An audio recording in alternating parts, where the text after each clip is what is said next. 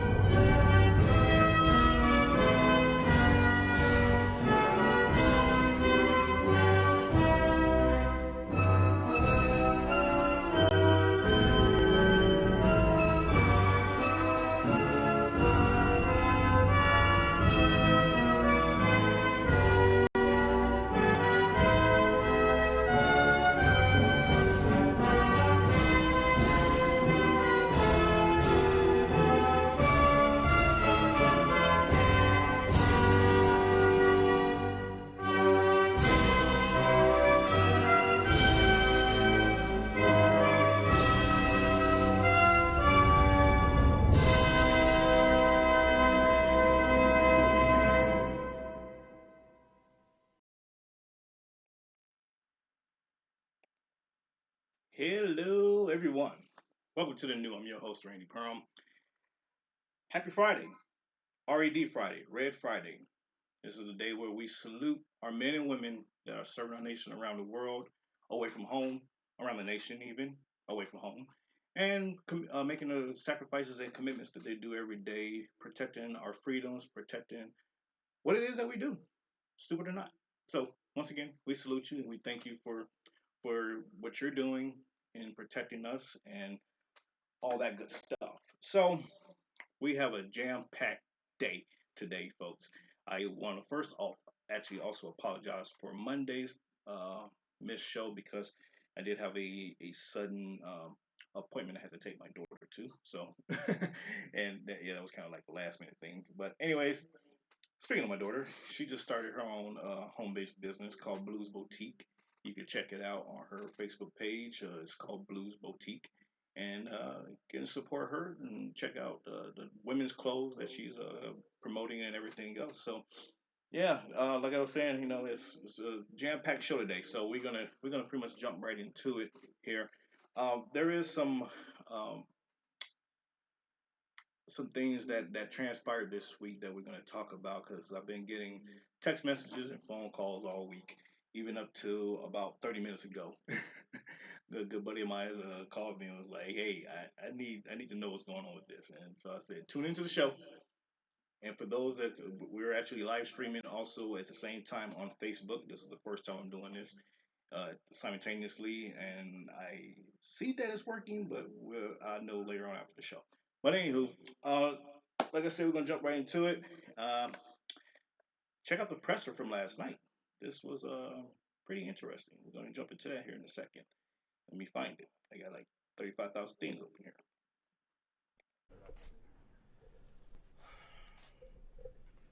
Good evening.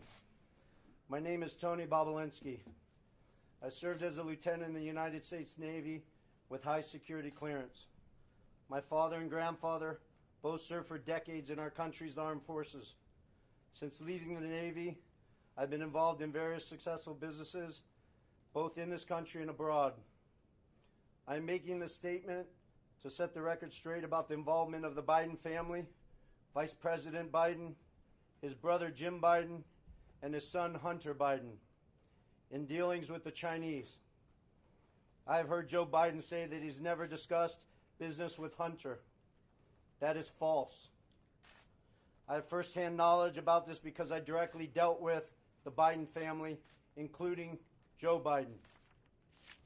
I have also heard that Vice President Biden said on Tuesday that Senator Ron Johnson, the chair of the Senate Homeland Security Committee, should be ashamed for suggesting that Biden family sought to profit from their name.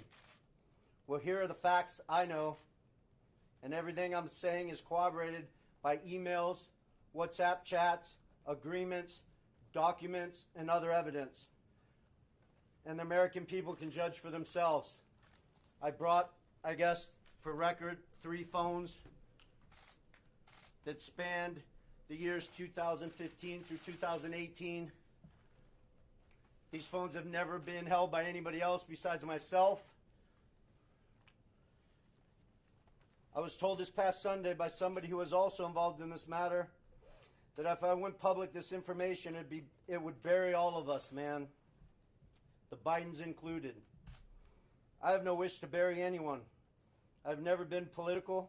The few contributions I have made have been to Democrats. But what I am is a patriot and a veteran. To protect my family name and my business reputation, I need to ensure that the true facts are out there. In late 2015, I was approached by James Gillier, whom I had known for many years, about joining him in a deal which he said would involve the Chinese state-owned enterprise CEFC China Energy and what he called one of the most prominent families in the United States.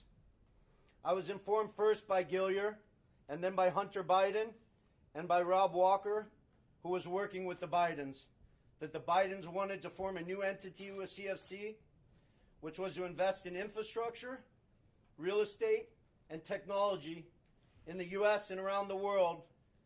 And the entity would initially be capitalized with $10 million and then grow to billions of dollars of investment capital. After months of discussion, I agreed at Gillier and Hunter Biden's request to become CEO of the entity to be called Sinohawk. Sino representing the Chinese side, Hawk representing Hunter Biden's brother Bo's favorite animal. And between February and May 2017, we exchanged numerous emails, documents, and WhatsApp messages concerning Sinohawk and its potential business. On May 2nd, 2017, the night before Joe Biden was to appear at the Milken Conference, I was introduced to Joe Biden by Jim Biden and Hunter Biden. At my approximately hour-long meeting with Joe that night, we discussed the Biden's history, the Biden's family business plans with the Chinese, with which he was plainly familiar, at least at a high level. After that meeting, I had numerous communications with Hunter, Walker, Gillier, and Jim Biden regarding the allocation of the equity ownership of Sinohawk. On May 13, 2017, I received an email concerning allocation of equity, which says 10% held by H for the big guy. In that email, there's no question that H stands for Hunter, big guy for his father, Joe Biden, and Jim for Jim Biden. In fact, Hunter often referred to his father as the big guy or my chairman. On numerous occasions, it was made clear to me that Joe Biden's involvement was not to be mentioned in writing, but only face-to-face. In fact, I was advised by Gillier and Walker that Hunter and Jim Biden were paranoid about keeping Joe Biden's involvement secret.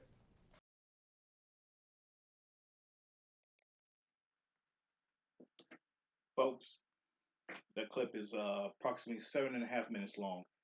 I only played 5 minutes of it. So I want you to do your own research. I gave you the tidbits there. Coming straight from the horse's mouth of one of Hunter Biden's ex-associates, claiming to have been part of all of this that's been going down. And interestingly enough, the mainstream media is keeping a tight lid on this. They're like, yeah, we're not, no. We're not going to talk about this. We're not going to play this. We're not going to show this. We're just not. And that ought to be alarming to you, ladies and gentlemen. That ought to be alarming to you that the media is actively censoring out information that is critical not only to this election, but critical to exposing the corruption, the cronyism, and everything else that is going on in Washington, D.C. under the previous administration, perhaps even the previous 3 administrations. I'll go that far as to say that. But nonetheless, here it is. You have this guy, and God help him. He survives this, because we all know people end up coming up short. So I would highly just hope, and I just got a message here that my stream to Facebook has been cut off. Go figure. That's all right. We're still recording and we're live on TECNTV.com. And like I said, I'm still recording, so it'll be uploaded on Facebook. So those can go back and watch this later on and see what's going on. And folks, going talking about censorship. Facebook has been active, as well as Twitter, in censoring out and not allowing certain information to filter out. Ever since I just started talking about this just now, my stream's going fine. All of a sudden, it gets cut off because I talked about Biden in them. Interesting. So, but anyways, speaking of Biden, Biden and crew, the debate, the debate last night. Ah man. Uh, actually, I'm gonna hold off on that. Let's go to commercial break because I actually want to spend some time on this. So we will come back after our short commercial break and talk about that. Talk about the debates last night. Thanks for tuning in, by the way, and stay tuned.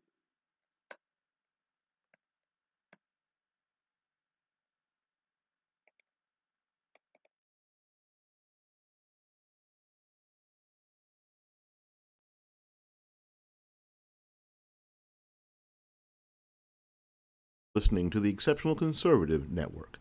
For more information, go to www.theexceptionalconservativeshow.com.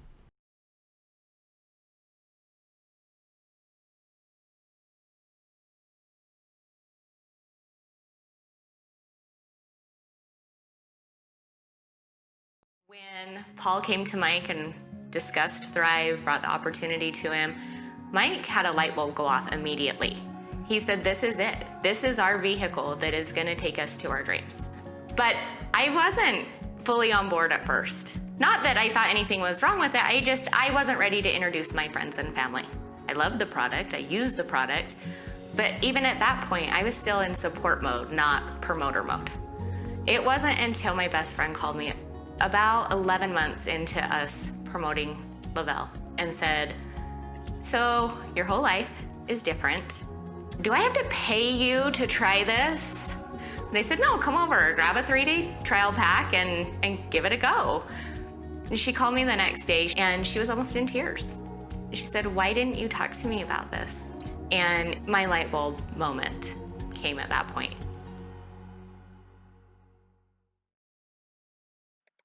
If you're looking to get veteran-owned blacksmithing work done, check out Old Emerald Coast Forge. Veteran owned and operated out of Louisiana. You can go to the Facebook page, Old Emerald Coast Forge. You can check them out on Instagram at Old Emerald Coast Forge. Veteran owned and operated out of Louisiana. They custom make swords, knives, costume play outfits, furniture, jewelry, you name it. No task too tough for these guys. Check them out, Old Emerald Coast Forge, at Old Emerald Coast Forge on Facebook and on Instagram.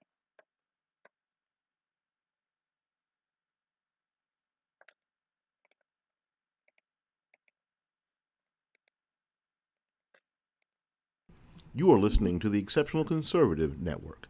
For more information, go to www.theexceptionalconservativeshow.com.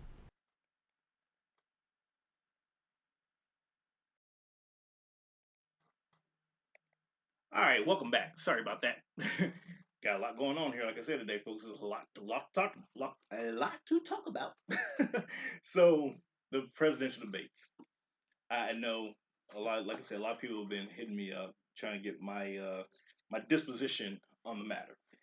And folks, I will tell you, I took copious notes last night. Let me get the book out here.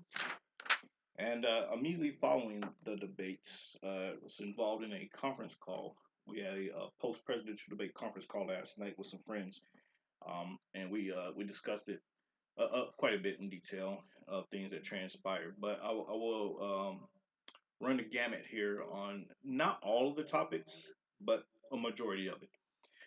And the first thing is the coronavirus was again the topic of discussion, and I believe the moderator or Joe Biden said the moderator, by the way, Christian, what's her name? Christian Walker, beautiful woman, did a great job. My hats off to you on that one.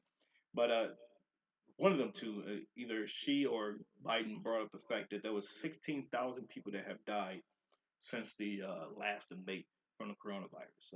I didn't get a chance to fact check those numbers because I was like, that's a little off because that was like just 2 weeks ago. But okay, maybe so, maybe so. But overall, there's been 220 people that died contributed from the coronavirus, not of the coronavirus itself. And we already talked about that a couple weeks ago on this show. But more importantly, was the discussion of a vaccine coming in the next couple of weeks. President Trump said that there will be one on the horizon, and what at the moment of the debate, I don't think he was aware that the FDA did actually approve one of the vaccines. I didn't catch the name. I think it was a Rendasor or something like that, something of that nature. Started with an R, but that's all I know.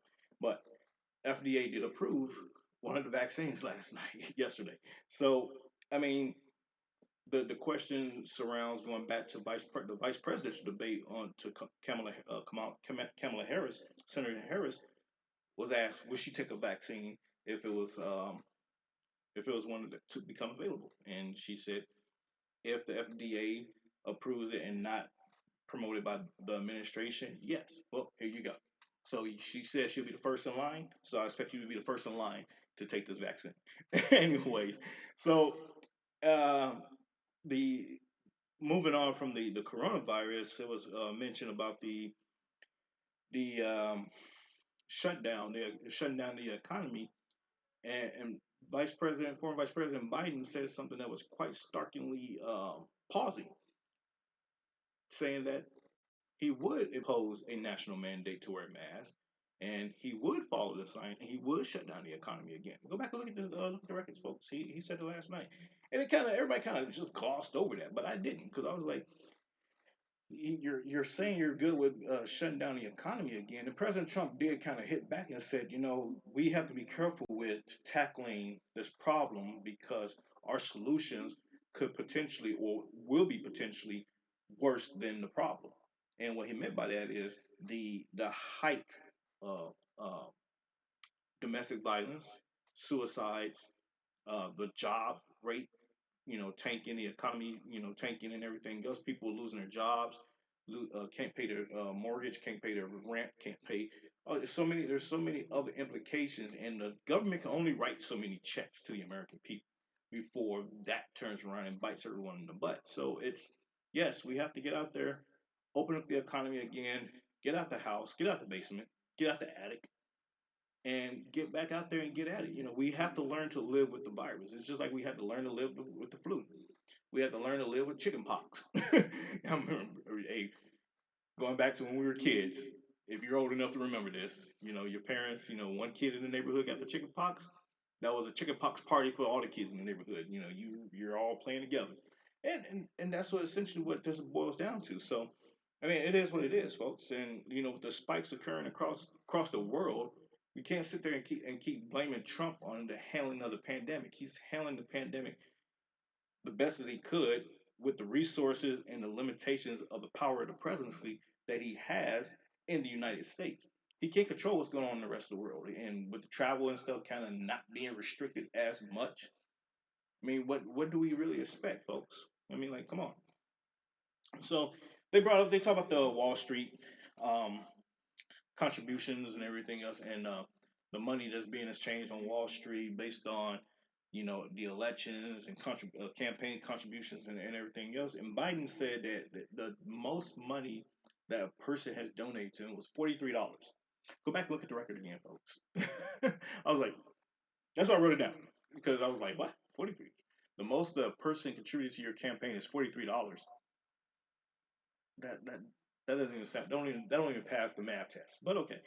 And President Trump brought up a very good point as well. He said, I could easily pick up the phone and call people to get more money if I wanted to, and I'm sure he could. But we have to kind of examine this, folks.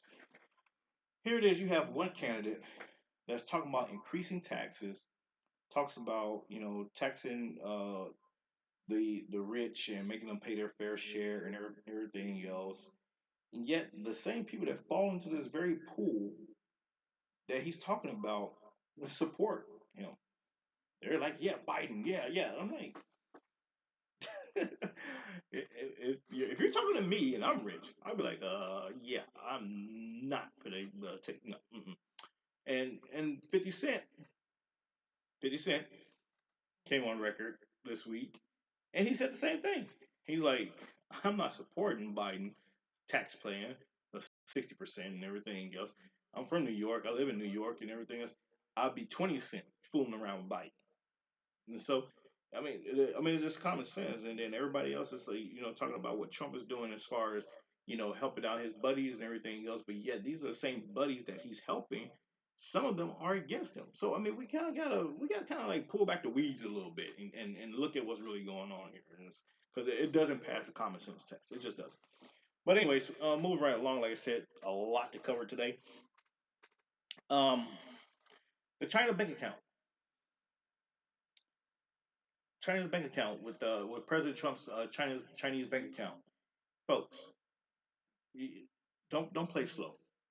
Don't be disingenuous with this because we all know good and hell well that President Trump and his family has been doing business with China, with Russians, with everybody and their mama around the world for decades.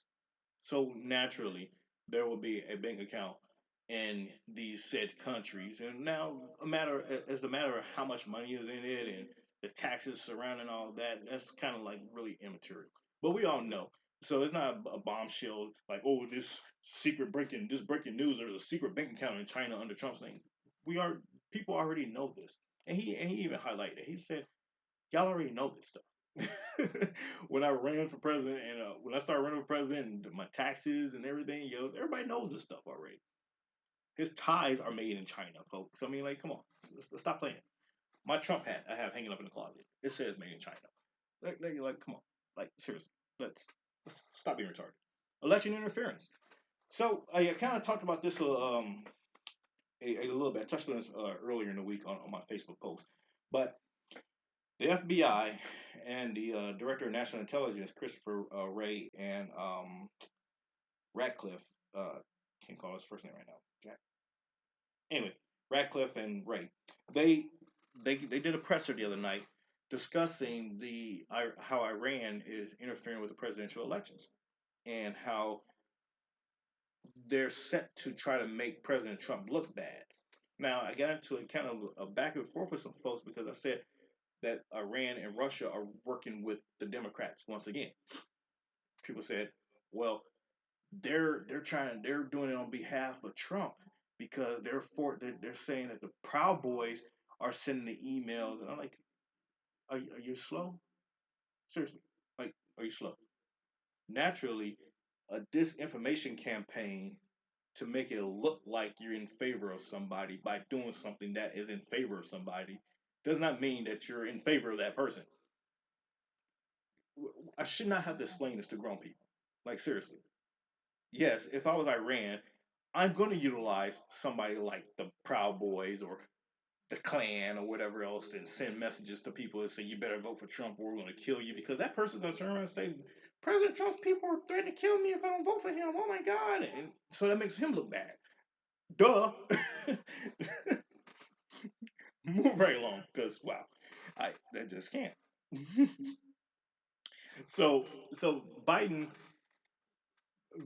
last night deflected a lot on the issues of foreign policy surrounding his ties with Hunter Biden and everything else. And so I played this clip here, and it all ties together. There's there's a lot to be answered for, ladies and gentlemen. When you have um, the former vice president and his family traveling with him to these different countries, and they're having these offset meetings and everything else. And we see the transcripts of emails and everything else, kind of detailing some of this stuff. We have a guy who has 3 cell phones with WhatsApp, text messages, emails, and everything else that he's carrying around, saying, "I'm going to get this to the FBI and the Senate." One of the Senate committees and the FBI are scheduling to meet with this guy today as we speak to go over this stuff. That says a lot. And when Biden said, can we get off that subject? Can we talk about, let's talk about China and let's talk about how Trump has, foreign investments and everything. No, guy. You want to talk about how things are, how we have to look at things from the perspective of your character. That's what we're doing. We're examining your character and how you are potentially compromised. We already know President Trump is somewhat compromised because he has business dealings and he has business investments and everything else with these countries. We already know this. We're taking that gamble because it's out there in the open and people have already accepted that. He went into office with this going on. You, on the other hand, you're doing this while you're in office and you're refusing to answer to these things that are now coming to light. There's a very big difference here with that. And so, um, getting off of that, healthcare. The healthcare subject, folks probably don't understand what it means for public option and how Biden tried to package that and push that. Public option, what that is saying is you're not going to have, you as the end user, you're not going to have the option to select your doctor, select your plans and all that. Hell, no, the public option is government ran, and they tell you who you're going to have, where you're going to go, and everything else. And this is what President Trump was pushing back against. He was like, he said, no, it's still socialized medicine. No matter how you try to frame the wording around that, it's still socialized medicine, ladies and gentlemen. And now, if you want to have socialized medicine, you want, universal health care and all that, that's your cup of tea. You go right ahead. I covered this on the show months ago while we was living in Italy and back when we came back to the States about how socialized medicine actually works. You may get some form of good care, but in the long run, you're kind of like just thrown into this pool, this pot of people, and the doctors are gonna go for what they know in hopes that you survive. Essentially, that's basically what it is. So the Trump administration has been working on trying to find ways to not only maintain pre-existing conditions, eliminating the mandate. For those that actually understand the mandate, you pay a penalty, a tax penalty. I believe the last numbers I looked at was like $3,500 if you don't have health insurance. Now, for somebody like me who rarely goes to the doctor unless I am forced to go, and although my stuff is covered through the government and everything else, military and all that good jazz. But if I was a civilian, I wouldn't go to the doctor as much. I wouldn't. I just wouldn't. So why pay this insurance premium on something that I'm not utilizing? I have this gripe about car insurance as well. I have this gripe about a lot of insurance packages. I just no. But if that's your cup of tea, then hey, more power to you.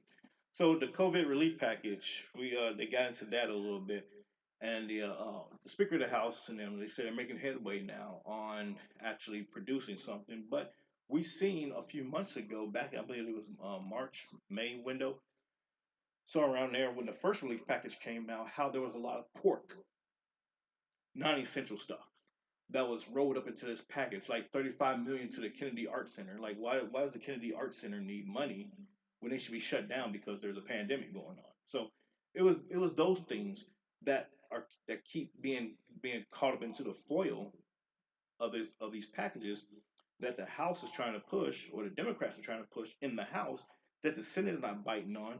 Trump is like, no, I want more money, but not for those things. I want more money to go out to the people. The Senate is like, no, God, we ain't feeling that either. So there's a three-way deadlock that's going on with the coronavirus relief package that a lot of people are not understanding. And then it kind of like it rolled right into then the $15 minimum wage. And under Biden's administration, he said that he would impose a national mandate for $15 minimum wage to include for small businesses. Now, I posted a poll here today on my page talking about the $15 minimum wage and how that actually affects small business owners. Because I have a lot of friends that are small business owners and they're coming on, explaining how that would devastate them or how it has already had devastated them because they are under some implications of a higher wage increase for their workers. So, folks, we have to think about this.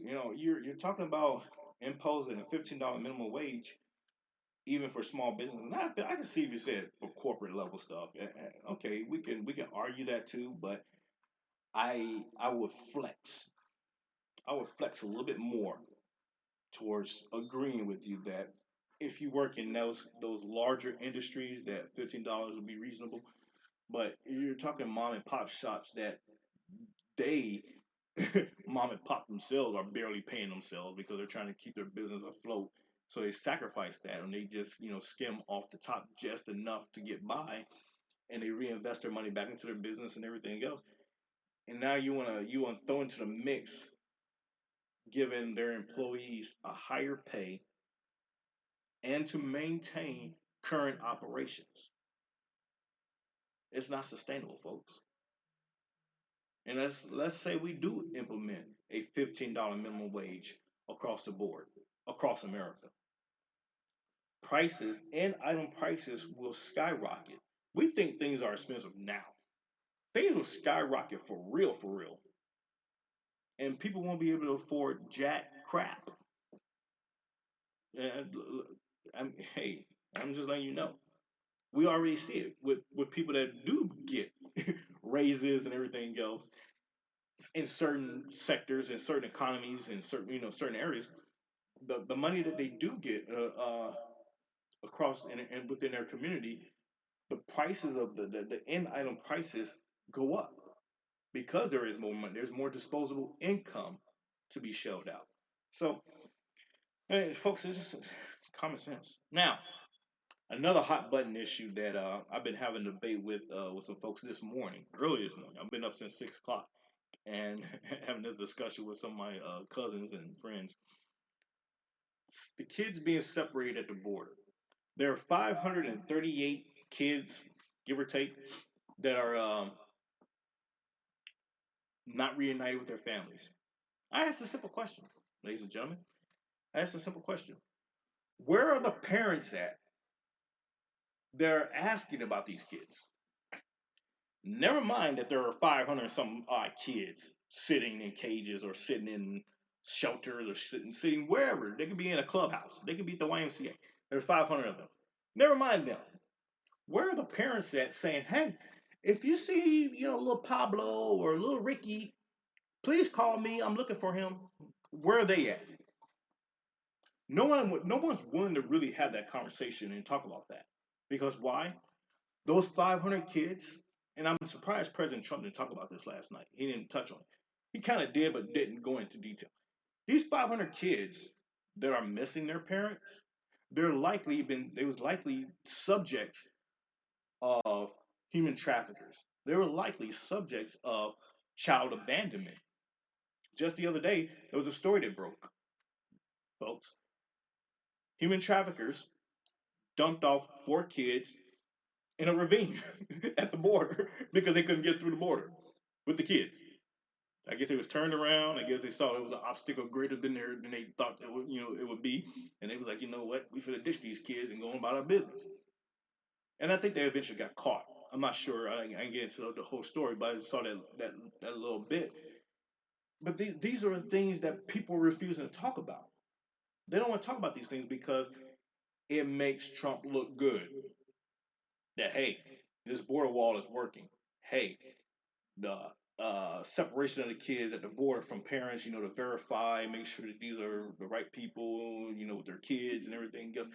We don't want to talk about these mitigative efforts. We don't talk about all the raids that's been happening across America the last few months, rescuing these kids that are being trafficked.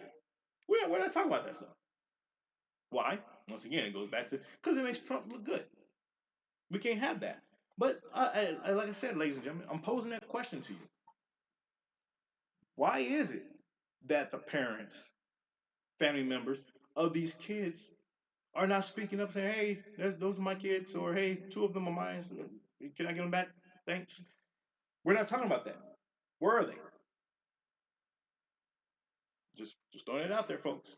Now there was one rebuttal, and I'll be fair.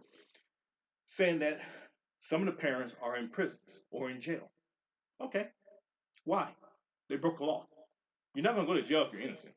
I just well, you know what I mean. But if you're legitimately not doing anything wrong and you just like tried to seek asylum and everything else, and you was like just held up at the gate and you had paperwork and all that stuff, you're not gonna get arrested. They're gonna just turn you around and say go home or go back to where you came from, folks. So those that are in jail that may have had kids with them, that is a consequence because you broke the law and you got separated from your children. It is no different than if you are an actual U.S. citizen and you went through the same thing in America. If I'm sitting here smoking crack or doing crack and the police kick in my door because they have a warrant because they was tipped off or whatever else, and I have children here, guess what's going to happen? My children are going to they're going to get taken away, and I'm going to go to jail. This is no different. We're playing this sob story for folks down at the border coming across from Mexico, South America, and everything else, but we're not being realistic. We're being really disingenuous about the eaches of what's going on behind these things. And I just want folks to stop because you make yourself look stupid. Anyways, so moving right along. Vice President Joe Biden said also that he would impose a pathway to citizenship for the 11 million illegal immigrants, to include the DACA children, so they become citizens of America. Folks, right now in the United States, the Hispanic population is sitting around 17%. Okay, the African American population is sitting around 13%. So you have 43 million African Americans, and you have what is it, 60, 54, something like 56 in that window million Hispanics, Latinos, that conglomerate, that group. Right. You add in another 11 plus million to the Hispanic population, that swells them up to roughly about 19%. Okay. Is that a problem? No, it's not a problem. No, don't care.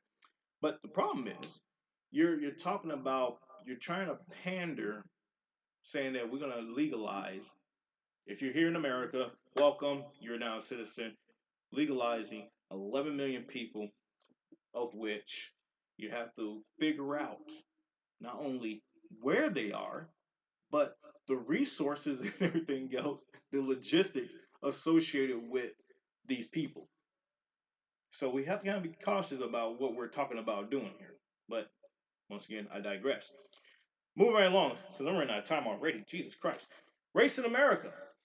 I'm not even going to get into that conversation too much because the Vice President Biden said that he is recognized after 47 years, but okay. He recognizes that there is institutional racism in America. And President Trump responded back with, okay, there's racism everywhere, and there's a lot of things that are racist. Yes, and our administration is doing what we can to combat that. We're trying to get minority Americans onto the same playing field and opportunities and everything else, and what have you, with white Americans. And so, but more poignantly, Joe Biden said that he realizes that he made a mistake in the 90s pushing the crime bill, pushing this, and that, and the third.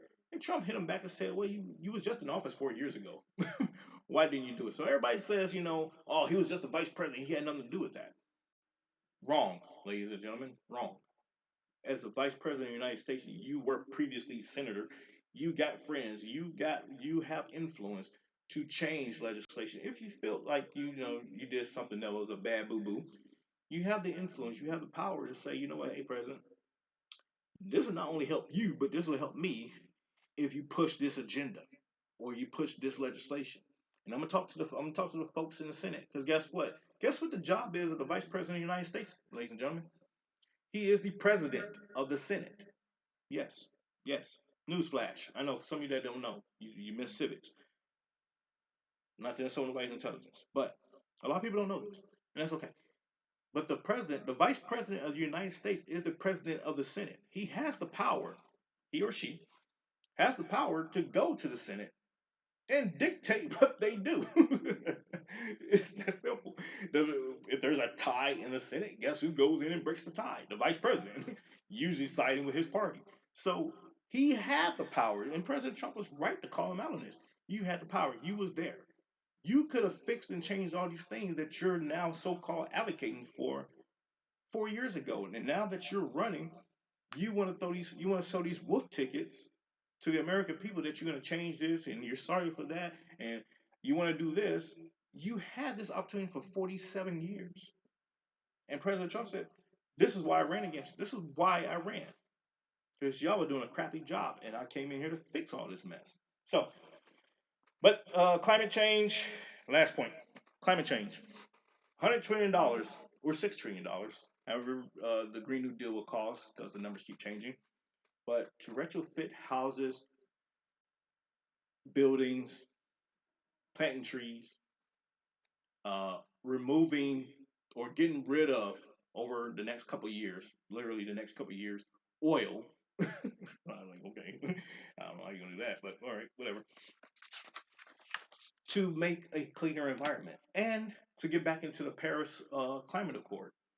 Folks, I think after he said all that, his numbers like tanked. I'm just saying. Folks, we'll be right back. We're going to jump to our short commercial break.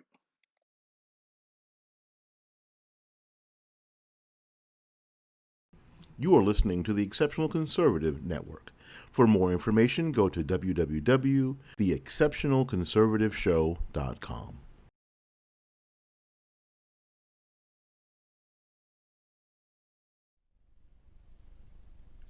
Alexa, help me find the best in urban conservative news, talk, and movies.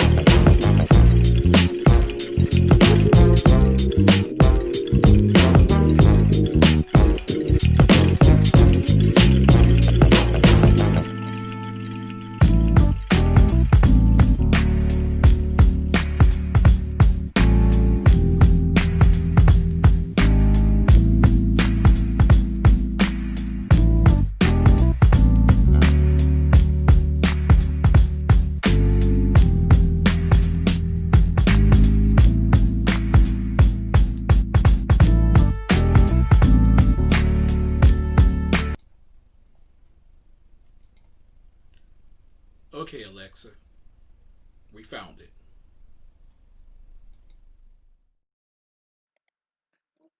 Do you like drinking coffee? Check out Black Rifle Coffee Company. Black Rifle Coffee Company.com. You can get a variety of coffee of all assortments, tastes, blends, flavors, you name it. Black Rifle Coffee Company, veteran owned and operated out of Texas. Check them out. The link will be in the comment section immediately following the show for your 20% off when you become a subscriber. Black Rifle Coffee Company.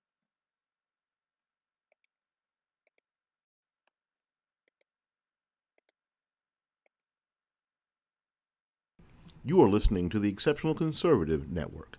For more information, go to www.theexceptionalconservativeshow.com.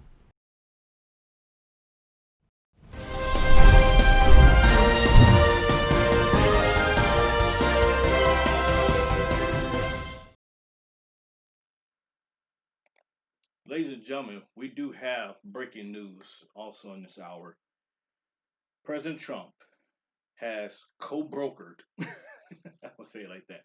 He has co-brokered a deal between Sudan and Israel to normalize trade agreements, peace agreements, and everything else over there in the Middle East. And so this is another historic landmark deal that the Trump administration has been able to put together.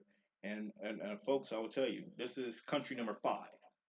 Number three under his administration since 1978, but country number five that's in the Middle East said, you know what?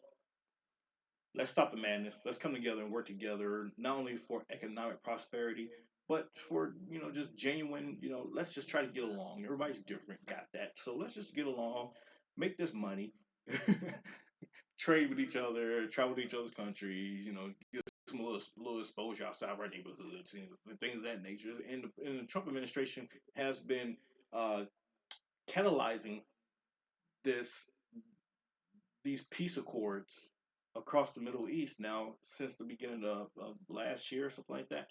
And so I think there are a few more countries on the list that the president talked about today to add to join this peace accord. And it's called the Abraham Accord for those that don't know what's going on with that. But this speaks volumes. I talked about this a couple of weeks ago. How this is a critical turning point in the Middle East as far as foreign policy with the United States, because the United States is slowly pulling back while there's a coalition of countries coming together to help each other. And once that happens, Iran, Syria, Russia, even, they kind of will have to dial back a little bit their aggressiveness because now these coalition countries could strike back in overwhelming fierce numbers. So it is what it is. I congratulate the Trump administration on this groundbreaking deal. This is good news and probably will earn him a fourth Nobel Peace Prize nomination here in the next few days or so. But more poignantly, the the um, the election this year has a significant number of African Americans running under the Republican ticket. Yes, you heard me right, ladies and gentlemen. 30, 30, 30 people, 30 black Americans are running under the Republican ticket for Congress.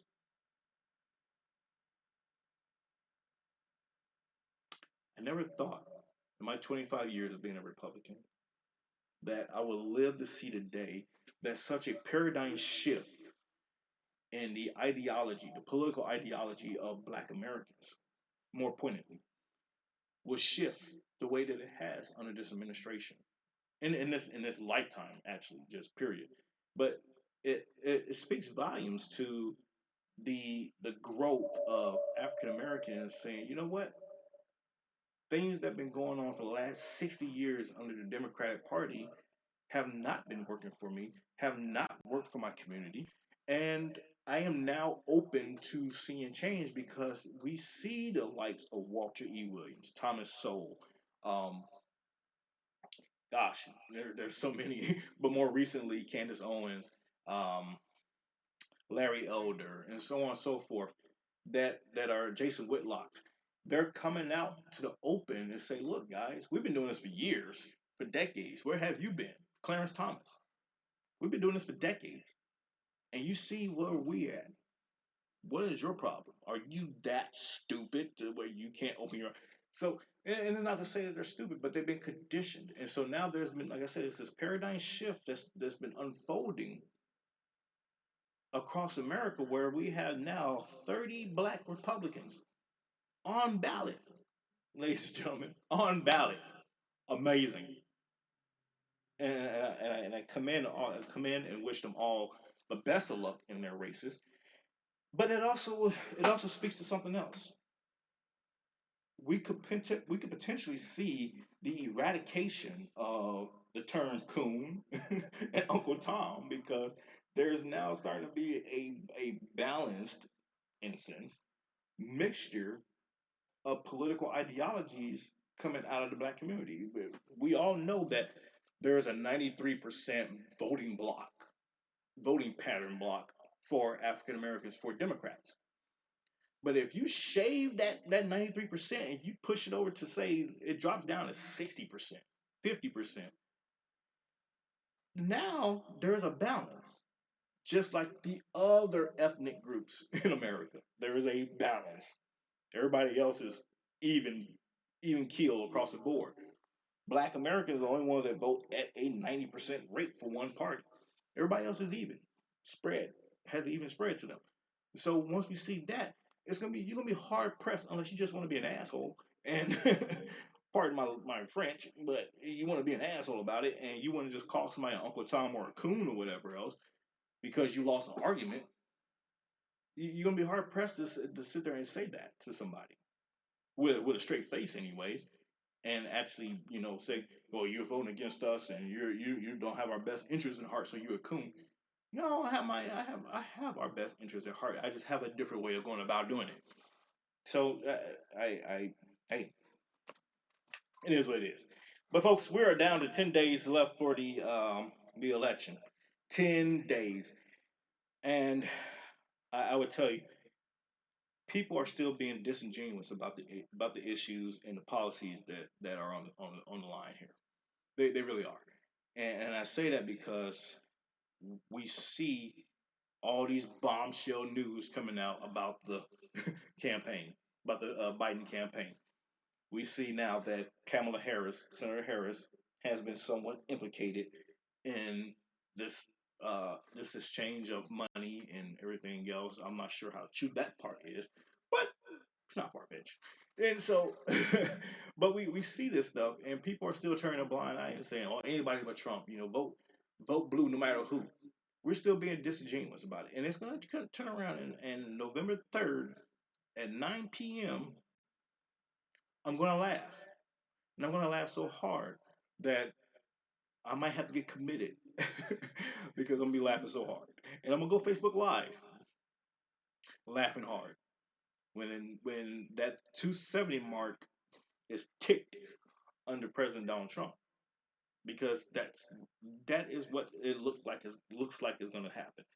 But folks, it is what it is. I just ask that you do your research, do your homework.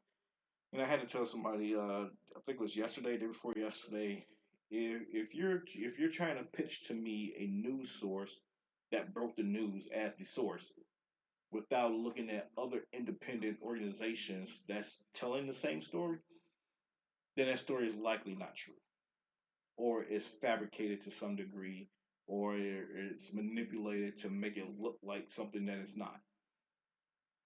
Do your research, folks. Independent research.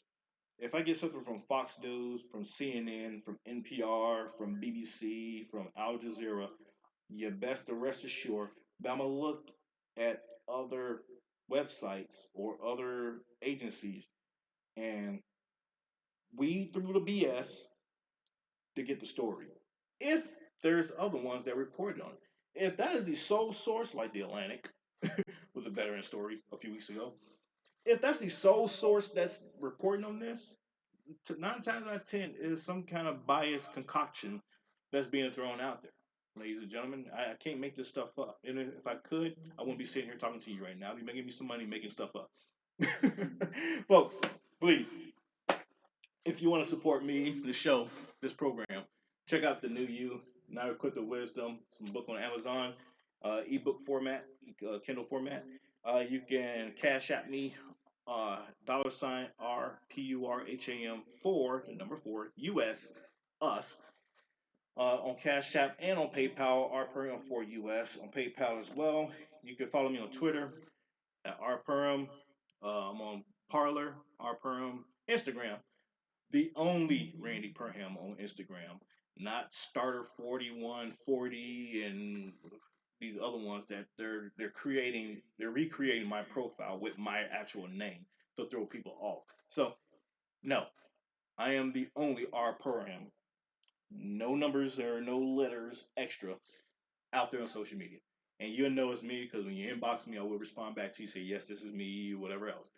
And we may not have another conversation after that, but that's okay. But no, you can check me out there on the different platforms because Facebook is censoring us. And so we're slowly migrating away. There's MeWe, Rumble outside of YouTube. There is Rumble, so the show will be uploaded on both YouTube and on Rumble. And yeah, I think that covers it all. I think I got everything. Also, if you're looking to get your health, in check and order and everything else, you can check out the Thrive Experience, randyperham-vel.com, randyperham.le-vel, lavelle.com. And all that stuff will be in the comments on both YouTube and on Parlors. I mean, on YouTube and on Rumble. So it was great. I want you all to have a fantastic Friday, a great weekend, and we will talk to you all on Monday, God willing. And God bless you, and have a good one.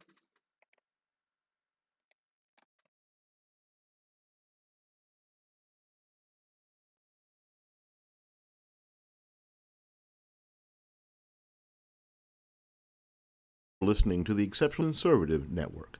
For more information, go to www.theexceptionalconservativeshow.com.